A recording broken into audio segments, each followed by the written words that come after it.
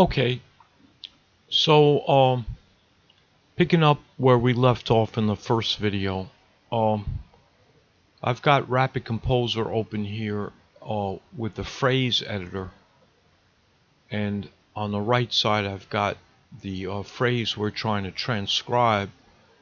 I've got that open in Studio One in standard notation. So what we want to do is we can see the first two measures are all a C chord. We're in C major. This is all a one chord, right? Because we've got in the first measure we've got a root position C triad, and in the second measure we've got a C triad in first inversion because we've got E here in the bass. Okay? And then as far as the treble clef, we can see that the only difference between measure 1 and measure 2 is that they removed the E4. Okay? But so there we go. So I've gone ahead and put the notes in into the phrase editor. There's no mystery with that. I think, you know, if you play around with the phrase editor, it's basically just a piano roll, and you double click, and then you can drag your note to the right pitch, and that's pretty. I'm going to assume you kind of know how to do that.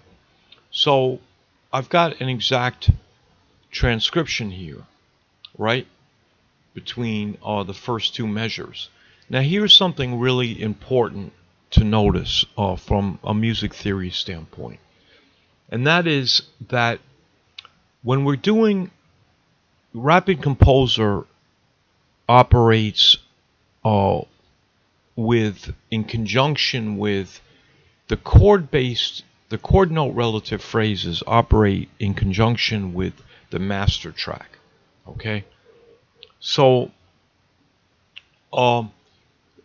because measures 1 and 2 are both just a C major triad, C E G, we don't have to worry about the master track changing chords. We don't have to change the chord in the master track for this particular 2-bar phrase.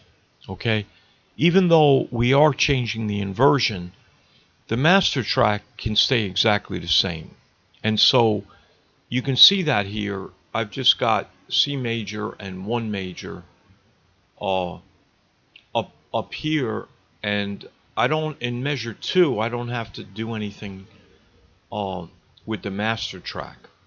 Okay, now that's not always the case when you're going from measure to measure, and probably unless the phrase is more than well, I'll say more often than not, you're probably, when you go from one measure to another measure, the master track will change. Okay, in order for the phrase to play the way you want it to play. But anyway, you'll see what I mean when we get a little further on in this thing. But from the get-go, it is important to recognize that when you're creating a phrase, you have to keep and I should say when you're creating a chord note relative phrase, okay, you have to consider, like, are there any chord changes in the phrase? If there's chord changes in the phrase, you've got to break the phrase up. In other words, the chord note relative phrases that you create all have to be based on the same chord. They don't have to be based on the same inversion, okay? But they've got to be the same chord. Okay, that's the point I'm trying to make, and I'm sorry if I'm taking a little too long to do it, but it's a little confusing to explain. But I think that's the key. That when you analyze a phrase and you're going to transcribe it, each section has got to be all the same chord. Okay. All right. All right. So we've transcribed it, and we can see here. And this is important. We've got to look at the way we're mapping these notes and make sure that they're mapped properly. So obviously, we go to our, if we right click on a note, we can see the mapping window will open up. So we can see the C2 and the C3 are mapped to 1, which is the first note of a C major triad. That's exactly what we want. And the C4, these eighth notes, are mapped to 1, and that's what we want. The E is mapped to 2, and that's C, E. E is the second note of a major triad, so that's correct. And then the G is mapped to 3, C, E, G, and that's the third note of the triad, and that's correct. So we've got our correct mapping for the first measure. And then in measure 2, here's where we create the inversion. Okay, let me just move this down. So if I weren't going to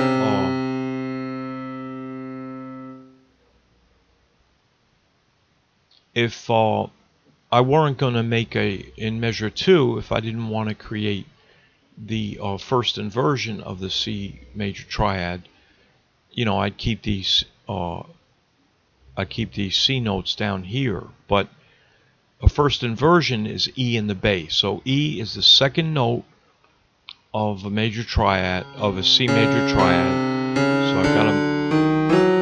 So that's got to be mapped to 2. Okay. So that's pretty simple mapping, and we'll just play this.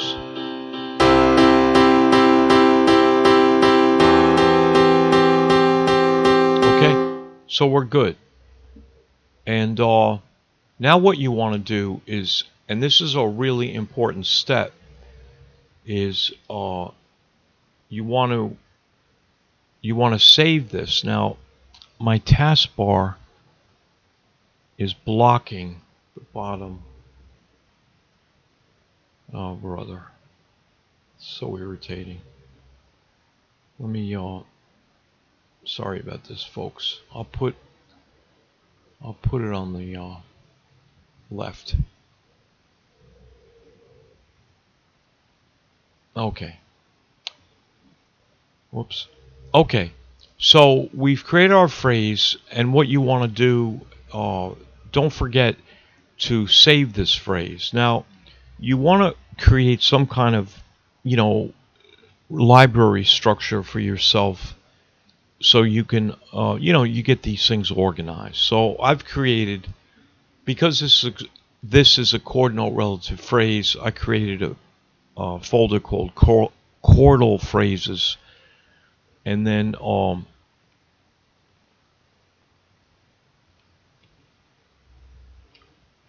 and I'm gonna call this